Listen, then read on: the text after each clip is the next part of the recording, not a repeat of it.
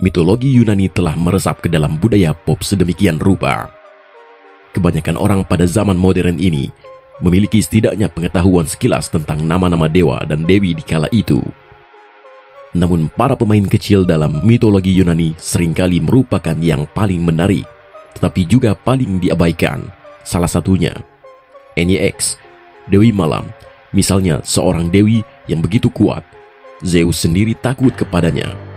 Jadi siapa itu Nyx?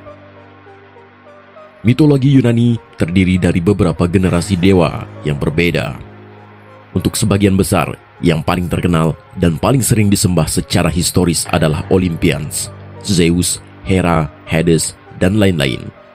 Sebelum ini datang para Titan, dan sebelum ini datang Protogenoi. Protogenoi adalah dewa primordial. Menurut mitologi Yunani, ketika alam semesta pertama kali muncul, dewa-dewa purba ada di sana.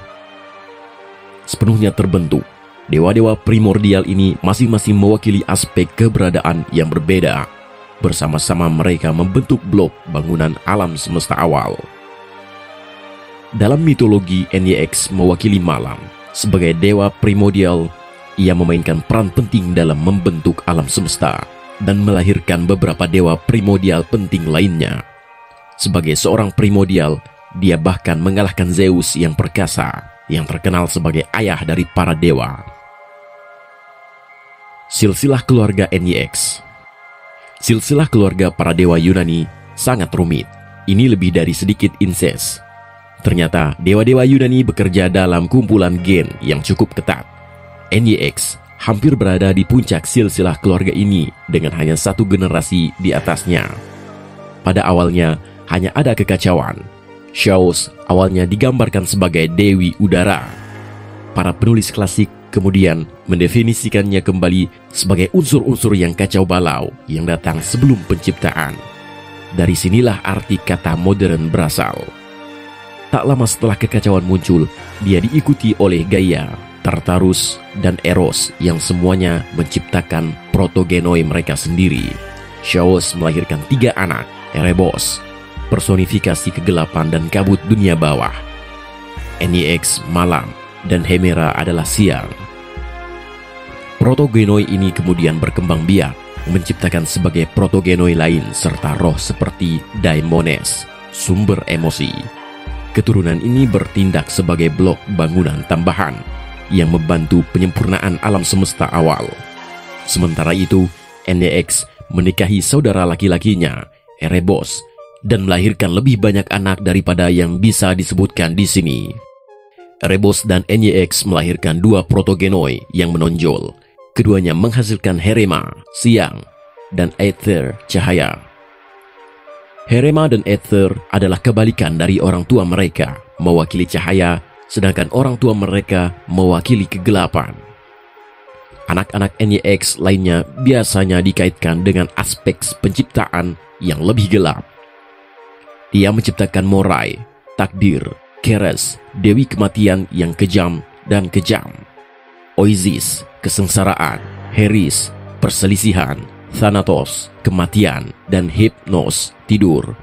Satu-satunya pengecualian lain untuk aturan ini adalah Philotes, yang merupakan dewi persahabatan dan kasih sayang. Sekalipun memainkan peran penting pada awal penciptaan, Nyx bukanlah sosok yang sangat menonjol dalam mitologi Yunani. Dia tidak muncul dalam banyak mitos dan umumnya disebut secara sepintas. Ini cukup umum untuk sebagian besar protogenoi dan penerus mereka, para Titan. Dalam puisi Nyx biasanya digambarkan sebagai sosok bayangan, selubung kabut gelap yang melayang di langit.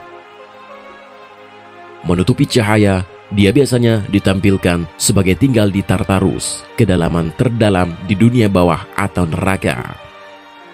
Nyx juga digambarkan sebagai sosok keibuan yang sering digambarkan tinggal bersama anak-anaknya. Setiap malam, Nyx dan Erebus akan meninggalkan Tartarus untuk menghalangi cahaya putra mereka. Aether kemudian setiap pagi kedua orang tua akan kembali ke rumah untuk beristirahat, dan putri mereka, Hemera, akan menghapus kegelapan, memulihkan cahaya ke dunia.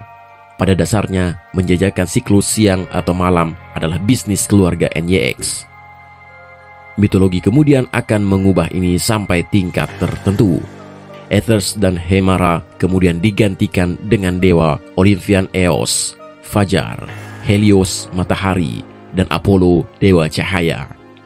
Dalam mitos-mitos belakangan ini, biasanya Helios atau kadang-kadang Apollo yang menyeret matahari melintas langit dengan kereta, membawa cahaya ke dunia, khususnya ketika anak-anaknya digantikan.